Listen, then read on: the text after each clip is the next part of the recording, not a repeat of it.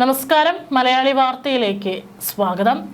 ദീർഘകാലം രാജ്യത്തിന്റെ പരമോന്നത നേതാവായിരുന്ന അയത്തുള്ള അലി ഖമനേയി കൊല്ലപ്പെട്ടതോടെ 67 വയസ്സുള്ള അയത്തുള്ള അലി റസ അറാഫിയെ ഇടക്കാല പരമോന്നത നേതാവായി നിയമിച്ചിരിക്കുകയാണ് ഇറാൻ. ഇറാനിൽ ഒരു പുതിയ പരമോന്നത നേതാവിനെ തിരഞ്ഞെടുക്കുന്നത് ഏകദേശം 90 മുതിർന്ന മതപണ്ഡിതന്മാരടങ്ങുന്ന 8 വർഷത്തിലൊരിക്കൽ തിരഞ്ഞെടുക്കപ്പെടുന്ന അസംബ്ലി ഓഫ് എക്സ്പേർട്സിന്റെ ചുമതലയാണ്. ഇറാന്റെ ഭരണഘടന അനുസരിച്ച് ഈ കൗൺസിൽ ഒരു സ്ഥിരം പിൻഗാമിയെ തിരഞ്ഞെടുക്കുന്നതുവരെ ഒരിടക്കാല നേതൃത്വ ക്രമീകരണം പ്രാബല്യത്തിൽ വരും.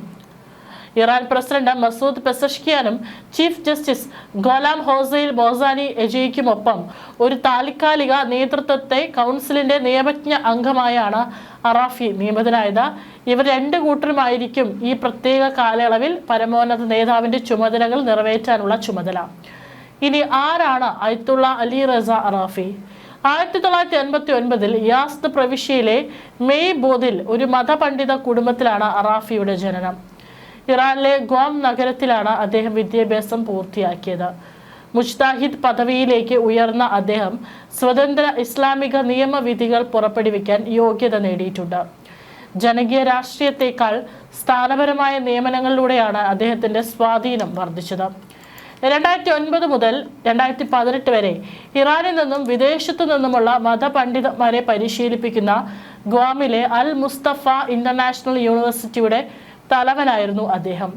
തന്റെ ഭരണകാലത്ത് 8 വർഷത്തിനുള്ളിൽ ലോകമെമ്പാടുമുള്ള 50 ദശലക്ഷം ആളുകളെ ഷിയ ഇസ്ലാമിലേക്ക് പരിവർത്തനം ചെയ്തെന്നാണ് അദ്ദേഹത്തിന്റെ അവകാശവാദം. ഈ കണക്ക് അതിശയോക്തി കലർന്നതാണെന്ന് കണക്കാക്കപ്പെടുന്നുണ്ടെങ്കിലും ഇറാന്റെ മതപരമായ സ്വാധീനം വികസിപ്പിക്കാനുള്ള അദ്ദേഹത്തിന്റെ അഭിലാഷത്തെ ഇത് സൂചിപ്പിക്കുന്നു. പ്രധാനപ്പെട്ട സ്ഥാനങ്ങളിലേക്ക് അറാഫിക്ക് ഖമനേയി സ്ഥിരമായി സ്ഥാനക്കയറ്റം നൽകിയിരുന്നു. മെയ് ബോദിലെയും പിന്നീട് ഗ്വാമിലെയും വെള്ളിയാഴ്ചകളിലെ പ്രാർത്ഥനയുടെ നേതാവായി അറാഫി സേവനമനുഷ്ഠിച്ചു. 2019 നിയമനിർമ്മാണവും തെരഞ്ഞെടുപ്പിലെ സ്ഥാനാർത്ഥികളെയും പരിശോധിക്കുന്ന ബോഡിയായ ഗാർഡിയൻ കൗൺസിലിലേക്ക് അദ്ദേഹത്തെ നിയമിച്ചു. ഈ നീക്കങ്ങൾ അദ്ദേഹത്തിന്റെ പ്രത്യയശാസ്ത്രപരമായ വിശ്വാസ്യതയിലും ഭരണപരമായ കഴിവിലും ഖമനേയിക്കുണ്ടായിരുന്ന വിശ്വാസം പ്രതിഫലിപ്പിക്കുന്നതായിരുന്നു എന്ന് വിദഗ്ധർ പറയുന്നു. അതേസമയം തെരഞ്ഞെടുപ്പുകളിലെ അറാഫിയുടെ പ്രകടനം സമ്മിശ്രമാണ്. 2016 ടെഹ്റാനിലെ അസംബ്ലി ഓഫ് എക്സ്പേർട്സ് തെരഞ്ഞെടുപ്പിൽ വിജയിക്കാൻ അദ്ദേഹത്തിന് കഴിഞ്ഞില്ല. പക്ഷേ 2021 ഇടക്കാല ഉപതെരഞ്ഞെടുപ്പിലൂടെ അദ്ദേഹം ഈ സമിതിയിൽ പ്രവേശിച്ചു. 2024 മാർച്ചിലെ വോട്ടെടുപ്പിൽ ടെഹ്റാനിൽ ഏറ്റവും കൂടുതൽ വോട്ട് നേടിയ വ്യക്തിയായി അദ്ദേഹം ഉയർന്നു വന്നു. പിന്നീട് അസംബ്ലിയുടെ 2ാമത്തെ ഡെപ്യൂട്ടി ചെയർമാനായി. കൂടാതെ അദ്ദേഹത്തിന്റെ വാക്കുകൾ പലപ്പോഴും വിട്ടുവീഴ്ചയില്ലാത്തതായിരുന്നു. ഇറാനെ നിരായുധീകരിക്കാനുള്ള അമേരിക്കയുടെ ആഗ്രഹം അവരെ ശവപ്പെട്ടിയിലേക്ക് കൊണ്ടുപോകുമെന്നായിരുന്നു അറാഫി കഴിഞ്ഞ വർഷം പറഞ്ഞത്. മറ്റൊരു പ്രസംഗത്തിൽ അദ്ദേഹം അമേരിക്കയെ മനുഷ്യാവകാശ ലംഘനങ്ങളുടെ പ്രഭവ കേന്ദ്രമെന്ന് വിശേഷിപ്പിച്ചു. എന്തുതന്നെയായാലും ഇറാൻ 40 ദിവസത്തെ ദുഃഖാചരണം ആചരിക്കുന്നതിനാൽ സ്ഥിരം പരമോന്നത നേതാവിനെ അസംബ്ലി ഓഫ് എക്സ്പേർട്സ് എത്ര വേഗത്തിൽ നാമനിർദ്ദേശം ചെയ്യുമെന്നതാണ് ഇനി കാണേണ്ടത്. അതിനാൽ തന്നെ അറാഫി ഒരു ചരിത്രപരവും സങ്കീർണവുമായ ഘട്ടത്തിലാണ് ഇപ്പോഴുള്ളത്. ഇറാന്റെ പരമോന്നത നേതാവ് അയത്തുള്ള അലി ഖമനേയും നിരവധി മുതിർന്ന ഉദ്യോഗസ്ഥരും US ഇസ്രായേൽ സംയുക്ത ആക്രമണത്തിൽ കൊല്ലപ്പെട്ടതോടെ പശ്ചിമേഷ്യയിൽ പോരാട്ടം കടുക്കുകയാണ്. ഖമനേയിയുടെ വധത്തിന് പിന്നാലെ ഇസ്രായേലിലും ഗൾഫ് മേഖലയിലെ US സൈനിക കേന്ദ്രങ്ങൾക്ക് നേരെ ഇറാൻ വൻതോതിൽ മിസൈൽ ഡ്രോൺ ആക്രമണങ്ങളാണ് നടക്കുന്നത്. നിലനിൽപ്പിനായുള്ള പോരാട്ടമാണിതെന്ന് പ്രഖ്യാപിച്ച ഇറാൻ പ്രതികാരം ചെയ്യുന്നത് രാജ്യത്തിന്റെ കടമയും നിയമപരമായ അവകാശവുമാണെന്ന് വ്യക്തമാക്കിയാണ് ആക്രമണം തുടരുന്നത്. മിഡിൽ ഈസ്റ്റിലെ ഏറ്റവും വലിയ മിസൈൽ ശേഖരമുള്ള ഇറാൻ പോരാടാൻ ഉറച്ചതോടെ ഗൾഫ് മേഖല കടുത്ത ആശങ്കയിലാണ്. ഖമനേയിയുടെ വധം ഒരു നിശ്ചിത യുദ്ധത്തിന് പകരം മേഖലയിൽ ആകെ പടരുന്ന ഒരു മഹായുദ്ധമായി മാറുമെന്ന ഭീതിയിലാണ് ലോകം. ലെബനനിലെ ഹിസ്ബുള്ളയും യമനിലെ ഹൂത്തികളും ഇറാനൊപ്പം ചേരുമെന്ന് പ്രഖ്യാപിച്ചതോടെ പോരാട്ടം നീളുമെന്ന് ഉറപ്പായി കഴിഞ്ഞു. ഇറാൻ നേരിട്ട് ആക്രമിക്കുന്നതിനോടൊപ്പം തന്നെ ലെബനനിലെ ഹിസ്ബുള്ള, യമനിലെ ഹൂത്തികൾ, ഇറാഖിലെ ഷിയ ഗ്രൂപ്പുകൾ എന്നിവർ ഒരേ സമയം ഇസ്രായേലിനും US നേരെ ആക്രമണം അഴിച്ചുവിടാൻ സാധ്യതയുണ്ട്. Qatar, Bahrain, Kuwait, Saudi Arabia, UAE എന്നിവിടങ്ങളിലെ US സൈനിക താവളങ്ങൾ ഇറാന്റെ മിസൈൽ പരിധിയിലാണെന്നത് ഗൾഫ് രാജ്യങ്ങളെയും ആശങ്കയിലാക്കുന്നു. US മേഖലയിലേക്ക് വൻതോതിൽ ആയുധങ്ങളും സൈന്യത്തെയും അയക്കുന്നുണ്ടെങ്കിലും ഇറാന്റെ കടുത്ത പ്രത്യാക്രമണം കാര്യങ്ങൾ സങ്കീർണമാക്കുകയാണ്.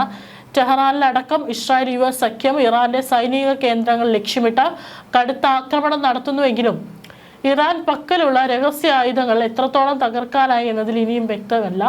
വരും ദിവസങ്ങളിൽ മിഡിൽ ഈസ്റ്റിലെ ഭൂപടം തന്നെ മാറ്റിമറിച്ചേക്കാമെന്നാണ് ആശങ്ക ഉയരുന്നത്. പരമോന്നത നേതാവ് അയത്തുള്ള അലി ഖമേനിയുടെ വധം ഇറാന് വെറുമൊരു തിരിച്ചടിയല്ല, മറിച്ച് ഭരണകൂടത്തിന്റെ നിലനിൽപ്പിന് മേലുള്ള കടന്നുകയറ്റമായാണ് ടെഹ്റാൻ കാണുന്നത്.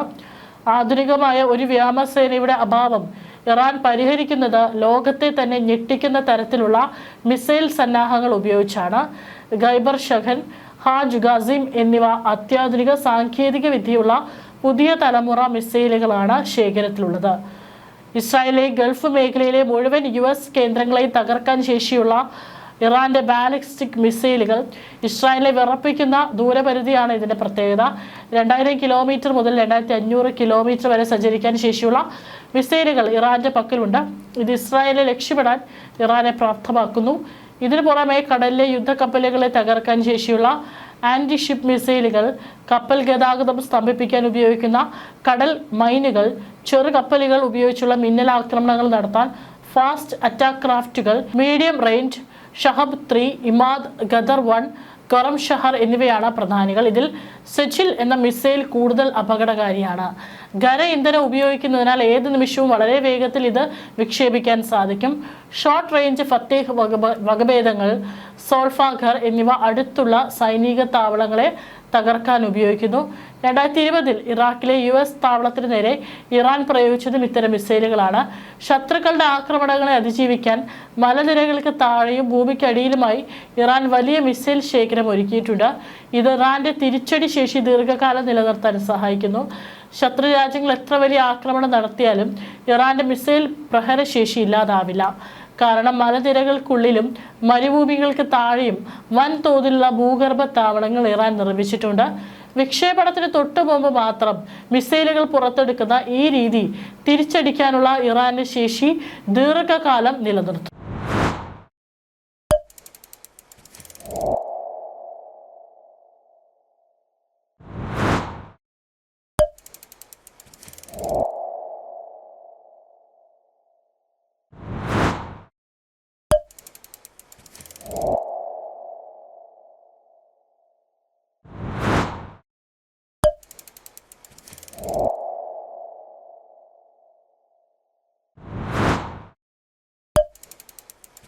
you